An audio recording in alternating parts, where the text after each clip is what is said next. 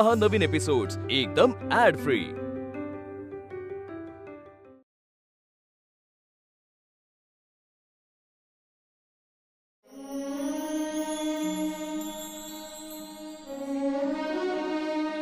शास्त्री बुवा, इतक्या तातडीने बोलावून घेतले?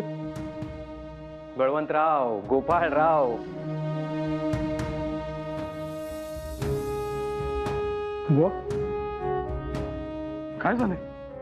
या बसा बरं, आधी बसा बसा।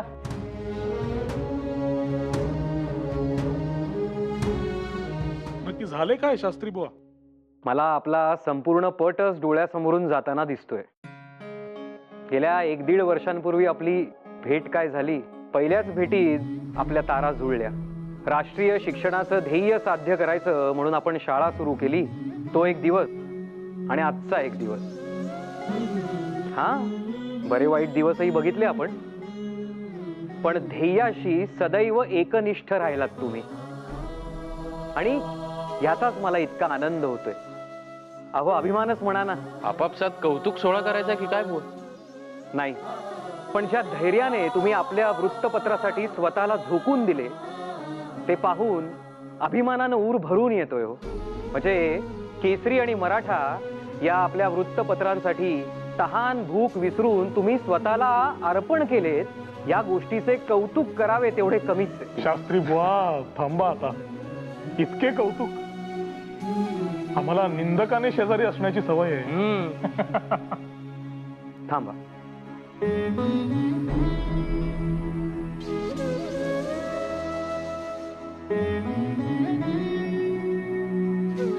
तुमचा उचित सन्मान होईल आणि तुमच्या दायित्वाची जाणीव तुम्हाला सतत राहील, असा दागिना तुम्हाला भेट म्हणून द्यायचा आहे। बळवंतराव, शास्त्री बुवा, गोपाळराव,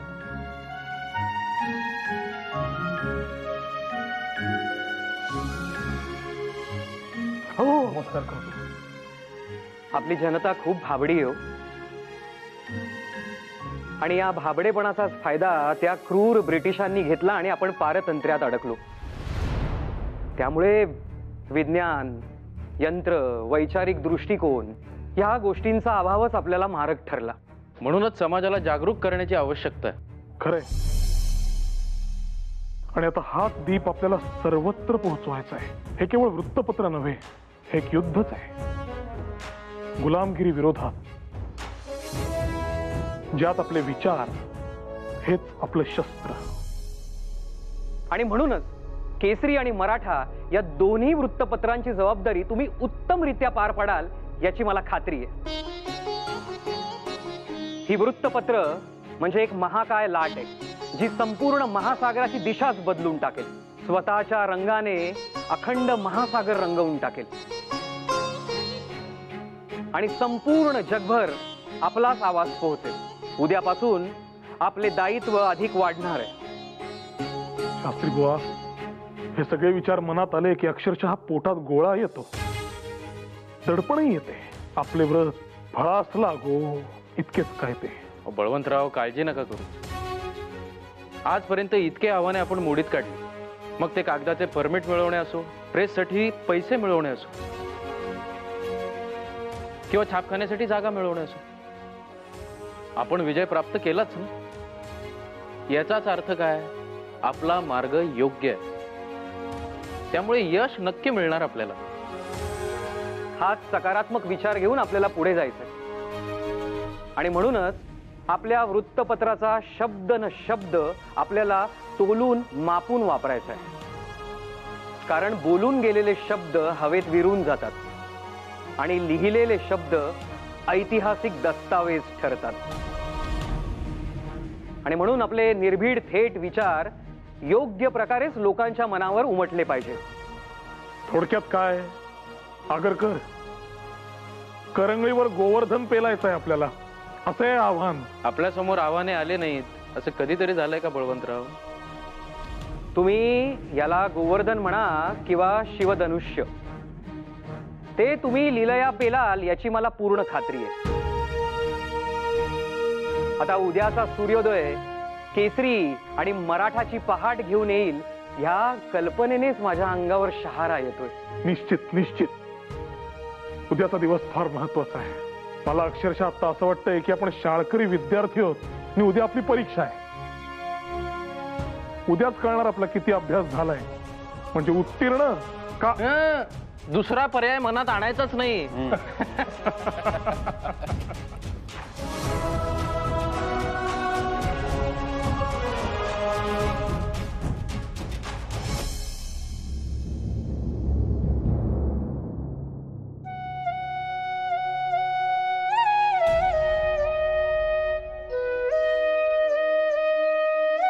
वहिनी, काय हो मघापासून बघतीये, कुठल्या एवढ्या विचारात आहात?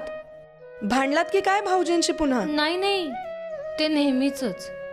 म्हणजे भांडलात? नाही ताई, ते मला लिहिता वाचता यायला हवं ह्या संदर्भात.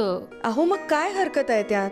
नाही म्हणजे नाही का आपल्याला जानकी काकू सांगत होत्या पंडिता रमाबाई त्यांच्याविषयी. नाही म्हणजे एवढं शिकली ती बाई, पण तिला त्रासालाच सामोरं जावं लागलं ना. मला ना बाई असं ते इकडे आड तिकडे विहीर अशी गत झाल्यासारखं वाटतंय. काही कळत नाही हो.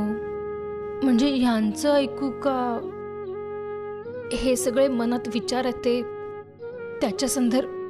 ताई तुम्ही सांगा ना काहीतरी. मी छे बाई, मला नका ओढू तुमच्यात. ताई काय हो?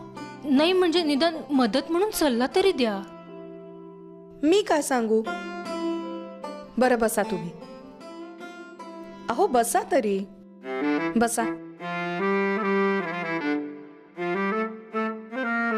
माझी काकू काय सांगायची माहितीये? लग्नानंतर आपले नवरोबा म्हणजे काही फक्त आपले कुंकू नसतात. ते कधी आपले आई वडील होतात, कधी अगदी लहान ग मूल होऊन आपल्यापाशी हट्ट धरतात. तितका हक्क असतो त्यांचा आपल्यावर, कारण ते आपल्याला सर्वाधिक ओळखत असतात आणि म्हणूनच त्यांचं म्हणणं कधीही टाळायचं नसतं. म्हणजे मी शिकावं हेच सुचवताय की तुम्ही? मग काय चूक आहे त्यात?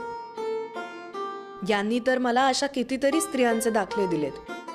पेशवाईत नव्हत्या का कित्येक स्त्रिया शिकलेल्या? त्या राधाबाई म्हणजे पहिल्या बाजीरावांच्या मातुश्री, त्या तर म्हणे कामकाजावर देखरेख ठेवण्यासाठी खलिते लिहून घेत असत. आणि झालंच तर त्या धच मा केलेल्या त्या आनंदीबाई, त्यांना पण वाचायला येतच होतं की, त्याशिवाय केलं का हे? होय, त्यावरून आठवलं, हे आनंदीबाईंचं मी एकदा ह्यांच्या कानावर घातलं तर मला म्हणाले आनंदीबाईंनी धचा मा केल्याचे असे काही लिखित पुरावे नाहीत म्हणून. पण म्हणे त्या आनंदीबाईंनी पांडव प्रताप, हरिविजयासारखे कितीतरी ग्रंथ वाचले होते. मग मी सुद्धा काही कमी नाही. मीही त्यांना म्हणाले या पंडिता रमाबाई सुद्धा खूप शिकल्या आहेत ना? तर मला म्हणाले अरे वा, तुला माहितीयेत त्या? त्यांना माझ्याकडून हे नाव ऐकण्याची अपेक्षाच नव्हती मुळी. त्यावर मी म्हटलं हो तर मला सुद्धा थोडीफार माहिती आहे जगाची. मला म्हणाले पंडिता रमाबाई म्हणजे किती मोठ्या विदुषी. आजच्या काळात तर त्यांच्या शिक्षणाचा आदर्श सगळ्या स्त्रियांनी घ्यायला हवाच.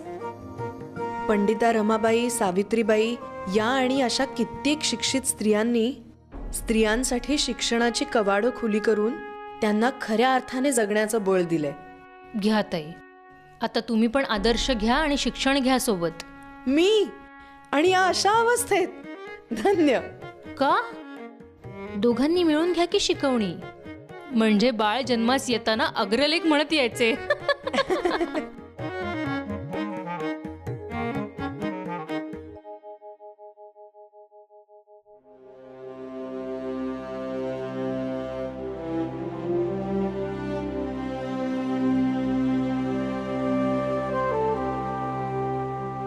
काल म्हणाला होतास कागदाचा योग्य तो वापर करेन. मग आता बघूया यावर तू काय लिहितोस ते. सर आता बघाच, तुमचं हे आशीर्वाद माझ्या पाठीशी असताना मी पुढील प्रवास कसा खंबीरपणे करतो ते.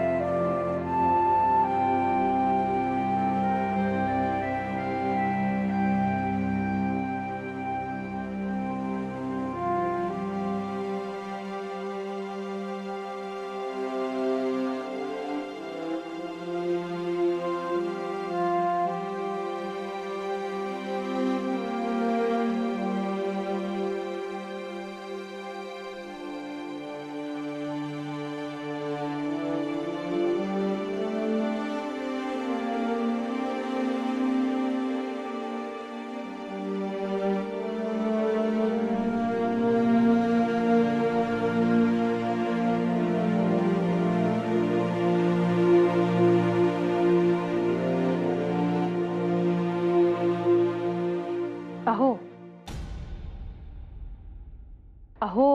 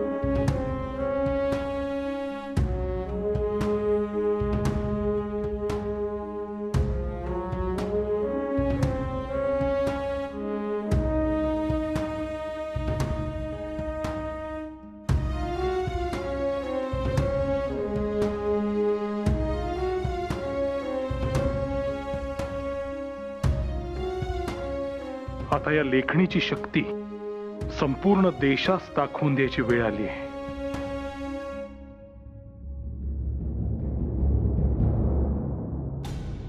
भावे काय ग, ठीक आहेस ना? हो अहो जरासा तोल गेला. सांभाळ, आता असं तोल जाऊन चालायचं नाही. म्हणजे आता आपले नवीन अपत्य जन्मास येणार म्हटल्यावर तोल जाऊन कसा चालेल? तुम्हाला भावे पण मला खरंच किती आनंद होतोय म्हणून सांगू तुला. किती काळ या दिवसाची प्रतीक्षा करत होतो, अक्षरशः तळमळीनं वाट पाहत होतो. मीही. पण आता तो दिवस उजाडला.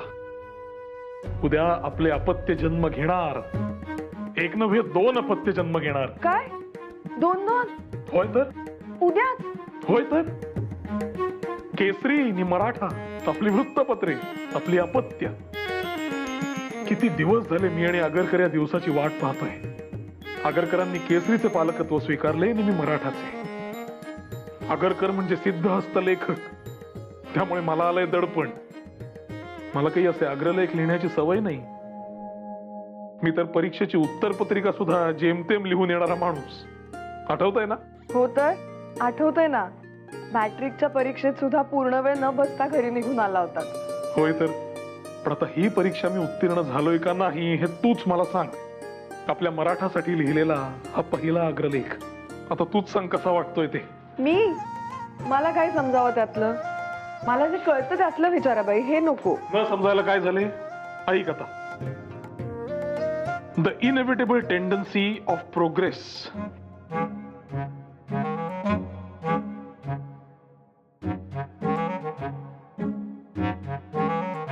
Deemed on the possessions of the older and less careful contemporaries of the unsound people. कसा वाटला अग्रलेख? छान. अहो मला तुम्ही लिहिलेलं मराठी सुद्धा धड कळत नाही, त्यात हे इंग्रजी ना, ते कसं कळावं? तू म्हणजे अगदी विरस करून टाकतेस. अहो कौतुक करण्यासाठी लेख कळायची काय गरज आहे? तुमचे डोळे, त्यातला प्रांजळपणा, तुमच्या कामावरची श्रद्धा, हे तर कळतच आहे की. आणि त्याबद्दल मनात आदर आहेच माझ्या, आणि अभिमान सुद्धा आहे. होय ना? मग आता या नवशिक्या संपादकाच्या वृत्तपत्राचे सभासदत्व घ्या, म्हणजे झाले. दिश्य काहीतरीच तुमचं.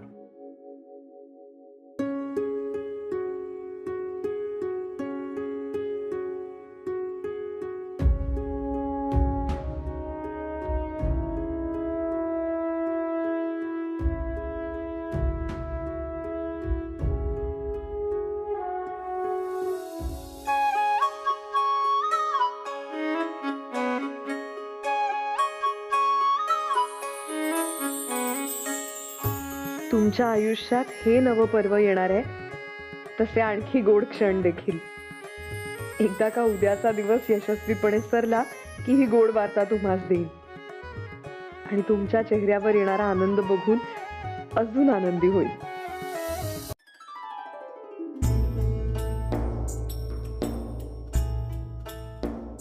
झाला तुमचा? अहो आता नुकताच लिहून झाला. एक अनेक शब्द नीट पडताळून पाहत होतो. सगळं नीट अर्थपूर्ण लिहिलंय ना. तुम्हाला सांगायला आलो तर इथे उभे दिसला. अहो माझंही तेच झालं. लिहून झाल्यावर 4 वेळा वाचून बघितलं. म्हटलं बाहेर येऊन तुम्हाला सांगावं. बाहेर आलो तर तुम्ही इथे उभे. पण मी खात्रीने सांगू शकतो माझा लेख तुमच्या अगोदर लिहून झाला असणार. होय, दाखवा पाहू वाचून. तुम्ही दाखवा आधी. अहो तुमचा आधी झाला म्हणताय ना, वाचून दाखवा तर खरे. आधी तुमचा लेख वाचून दाखवा. अहो तुमचा वाचा तर खरे, मग मी माझा बळवंतराव, वाचून दाखवेनच ना. हसायला काय झाले? नाही, मी काय म्हणते, नाहीतरी उद्या वृत्तपत्रात छापून यायचेच आहेत ना लेख. तेव्हा सारं जगच वाचणार आहे. त्याच वेळेस एकमेकांचे लेख तुम्ही सुद्धा वाचा. कसं? अगदी योग्य. पण खरोखर गोपाळराव, आजचा उत्साह जरा उद्या सकाळपर्यंत टिकवून ठेवूया. आपण लिहिलेले शब्द उद्या जेव्हा प्रथमच अग्रलेख म्हणून केसरीनी मराठामध्ये छापून येतील, तेव्हा तो अंक हातात घेऊन एकमेकांचे लेख वाचणं हे अधिक मोलाचं असेल. खरंय बळवंतराव. अहो पण आत्ताशी एक प्रत लिहून झालीये ना तुमची. अशा अजून कितीतरी लिहायच्यात तुम्हाला. अहो तसे नसते वहिनी. हा मुख्य मजकूर आहे. आता फक्त प्रति छापणार. नाही गोपाळराव, पण खरोखर आता घाई करूया. अजून यंत्र नवीन आहे आपल्यासाठी. सगळा क्लिष्टपणा तुम्हाला माहिती आहे. ते कंपोज तयार करा, अक्षर शोधा. चला चला लवकर कामाला लागायला हवं. बरं, मी काय म्हणते, जे कराल ते जरा शांत चित्ताने करा. हा, तिथे छापखान्यात जाऊन आत्ता केलीत तशी लहान मुलांसारखी भांडणं करू नका. आधी माझा लेख छापा, आधी माझा लेख छापा. तुम्ही अजून जाग्या का? जात विश्रांती घ्या पाहू. जा लवकर. अहो बरं गोपाळराव, खरोखर आता अजून विलंब नको. चला बरं, आपल्याला कंपोज तयार करायचा आहे. सगळ्या प्रती छापायच्या आहेत. त्या दीनानाथास गठ्ठे करून द्यायच्या आहेत आणि त्याला त्याचे वितरण करायचे. वितरणास उशीर व्हायला नको. पहाटे पहाटे लोकांच्या घरी प्रती जायला हव्यात. चला बरं, तुम्ही विश्रांती घ्या. सावकाश.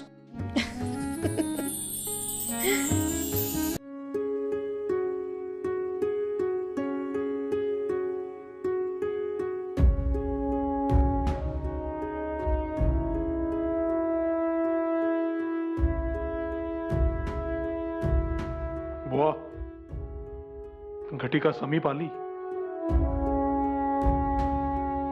आपलं ध्येय आपल्याला साथ घालतंय. उद्याचा सूर्य फक्त किरणे नव्हे, केसरी आणि मराठाची गर्जना घेऊन उगवेल. आणि ही गर्जना फक्त पुण्यात नव्हे, साऱ्या देशामध्ये दुमदुमेल. चला, मोहिमेस सुरुवात.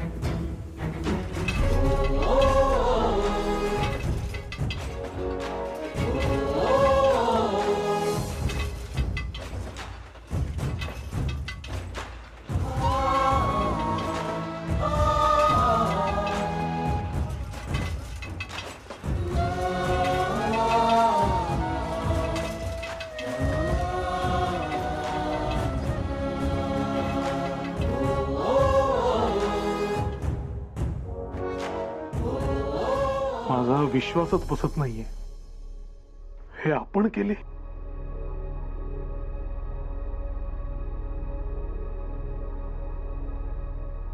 ही तर सुरुवात आहे बळवंतराव.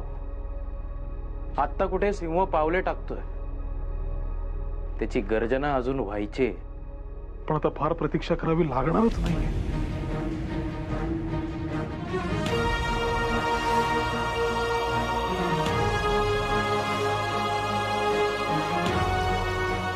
बळवंतराव, हो, काय लेख लिहिलाय तुम्ही? निशब्द झालोय मी खरंच. वृत्तपत्राचे नाव काय? मराठा.